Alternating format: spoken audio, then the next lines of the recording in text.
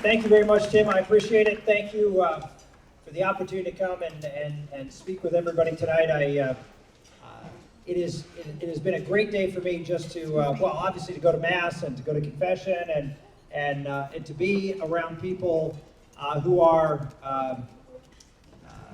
here for all the right reasons, to try to spread the gospel and support the church and stand for truth in a country that I know, just listening to a lot of the talks today, I know people are feeling like we are up against a sort of this tsunami that's coming at us. That whether it's the recent court decisions or whether what we see, going on in Washington politically, or what we see going on in the culture, I can understand how people can feel like you're sort of holding back the dam, and it's starting to break. And I just wanted to share with you, because people ask me, why are you running? Why are you doing this?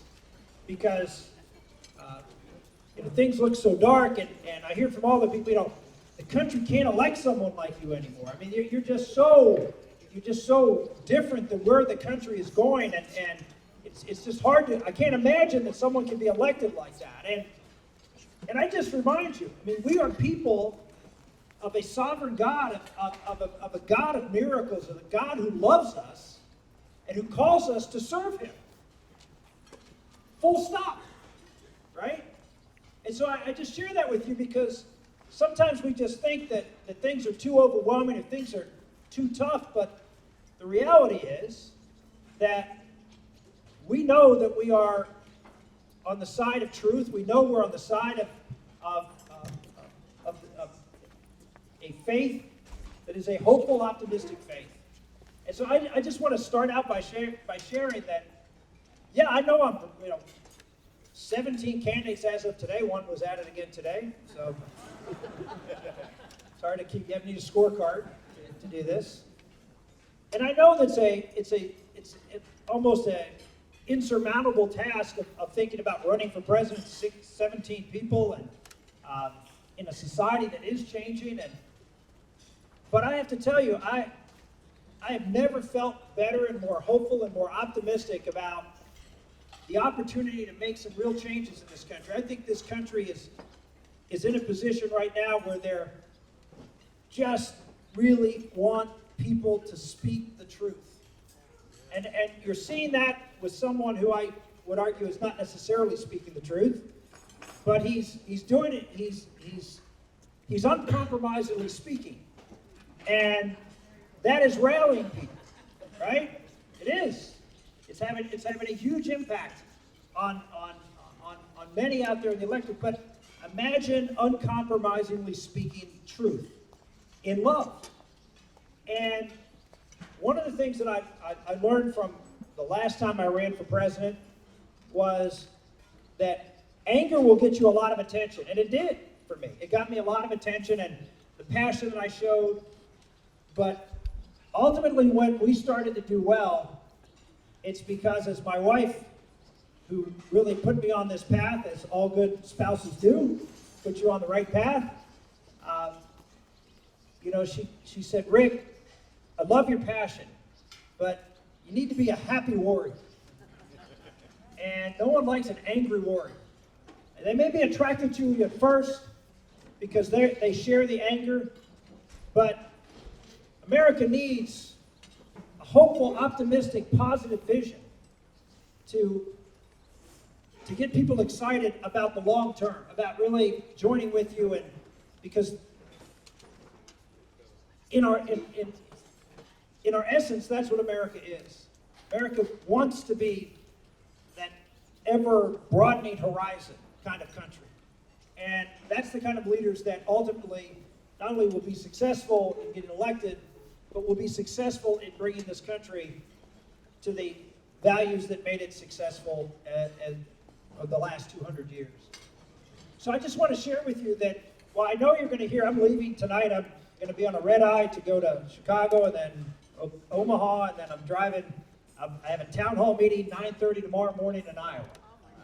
And I've got 6 town hall meetings tomorrow that I'm doing. And I know you're going to be hearing a lot of folks and telling the truth, which is hard to hear in America today because things are not really good on a lot of fronts. But, ladies and gentlemen, you're the answer. You're the answer. And you have to believe in what you believe in. I know that sounds sort of strange, but you have to believe that what you know to be true is true, and it's worth making the sacrifice to go out there and change this country. What I find as I travel around is that a lot of really great, strong believers, particularly Catholics, who are very convicted in their faith, but they question whether what they believe can actually, again, be how this country believes. Now, I know if you're out here in California, you have a much higher credibility issue there. So I understand it's a little tougher out here. And so I go to a lot of places where, where it's not as hard to believe that. But I can tell you story after story of when I was traveling this country and going to places like Yale University. And I spoke on an issue.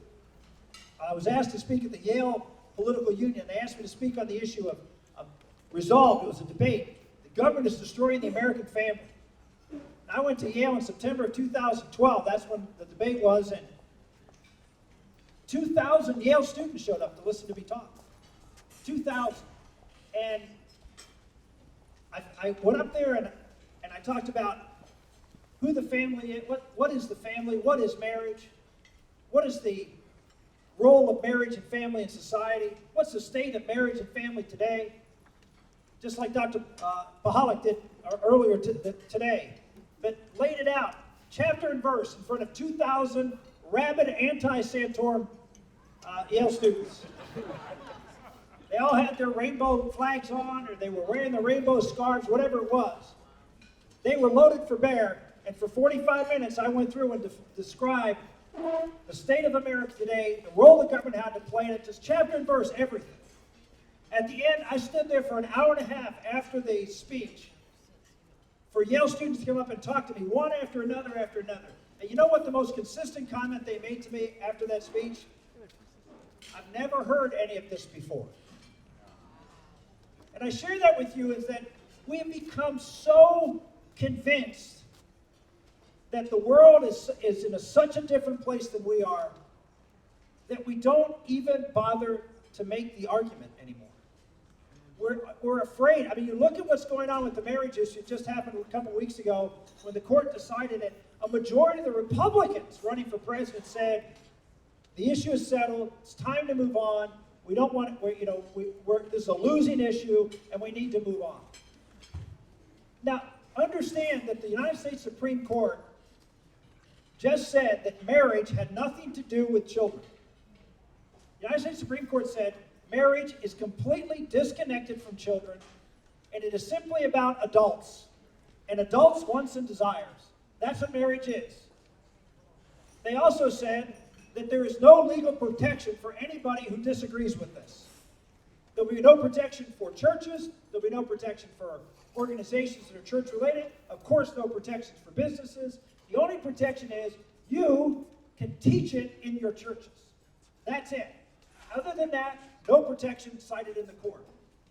And then you had a court who made this decision based on no authority in the Constitution. None. Completely arbitrary. A usurpation of power, which is a clear violation of our Constitution. And to that, a majority of Republicans said, it's settled, it's time to move on. And so I share that what you're feeling is pervasive, and the problem with that is you can't win an argument you don't make. You can't go out and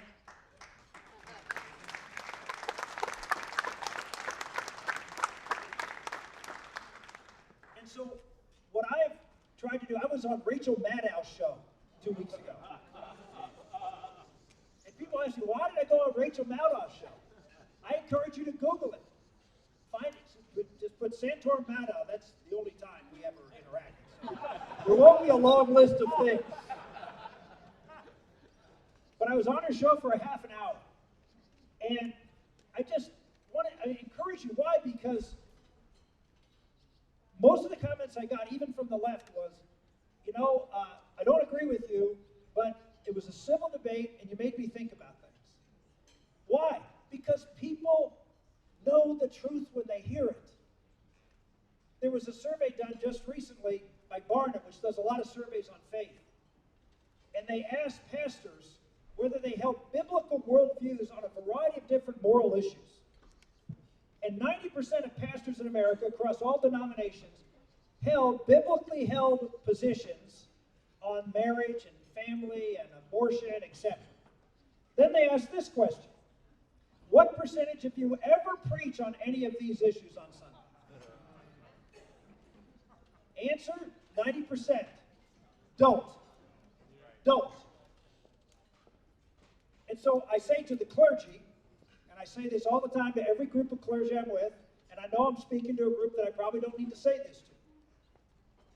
But if you aren't going to fight for the souls of your people in your pews, get out of the pulpit and let someone else do it. Because we are at a time when we're losing souls because there is no leadership in the church.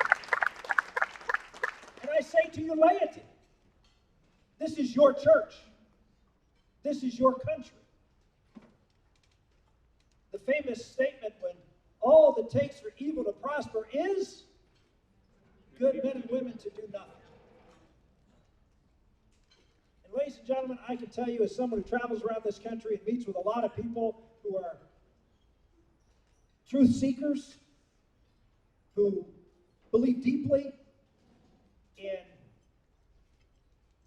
what the Lord has come here to reveal to us, when it comes to applying that in this most critical area, at this most critical time in American history, far, far too many do nothing. Because they think, well, I'm only one person. What difference can I make? What can I do? Ladies and gentlemen, I'm running for president of the United States, and I'm at probably 2% in the polls right now. I ran 4 years ago and left my family of 7 children, spent my whatever savings I had down to virtually nothing, traveled around this country, did 385 town hall meetings in Iowa alone. Average attendance at those town hall meetings, 12 people. And I kept running even though I was at 2% in the polls 2 weeks before the election. You say, well, why did you do it? I said, because I have to do it. I have to do it. We're going to be the first generations of Americans who are going to leave a country less free, with less faith, with more broken families than any generation in the history of our country. How can you not do something? How can you look yourself in the mirror and say, I'm okay with that? I'm okay with allowing this to happen on my watch. On my watch. Well, I'm not okay. That's why I'm taking a red eye tonight. So I'm not going to sleep tonight and do 6 town hall meetings tomorrow. You say, well, how can you do it? Because God will provide. I don't know how I'm going to do it, but God will provide. I'm not worried about it. I never worry about it. And I just want to encourage you. Mother Teresa is one of my favorite things. I have it everywhere because I need to. I have it everywhere. This little saying of hers, God doesn't call on you to be successful. Calls on you to be faithful. Ladies and gentlemen, the devil isn't trying to get you to do bad stuff. You're good people. Your people love the Lord. He's not going to convince you to go and commit murders and to rape and pillage and do horrible things. He isn't. Because he knows he'll lose. He'll know he won't succeed. He's simply going to convince you to do nothing. Because if you do nothing, we got no shot. We got no shot. If the people in this room do nothing, no shot. And so, you're here for a reason. I know you're here because it's a wonderful time and it's great, challenging theological information and spiritual formation, all those wonderful things. But you came here and God wanted you to hear this because he's got a call on each and every one of you. He does, because he loves this country. All you have to do is read the Old Testament. You want to know what's going to happen to America? Read the Old Testament. You just read the Old Testament and you look at Israel and you just think, boy, does that sound like something I know? And you're here at that time. And that's why I get up every day and I am excited. I am optimistic because I'm here at a time when the Lord needs saints. He needs soldiers. He needs people to go out and be those evangelists, to be those warriors, to fight for truth, to be not afraid. I heard that from the great saint John Paul II. Be not afraid. Go into the deep. You heard it all. You've heard it. Now is the time. That's what he prepared you for. And so I just want to say, when I come here to Napa and I see the richness of our faith, and I see the earnest attention that is paid here to wanting to do what God is calling you to do. I'm just asking you, because I know you're all here and you're all here because you do. You wouldn't be here if you didn't do. But I just ask you to think about the bigger picture that we're confronting today and the opportunity that you have to be that real greatest generation. What made the greatest generation the greatest generation? Were they more courageous than you were? Were they better people than you?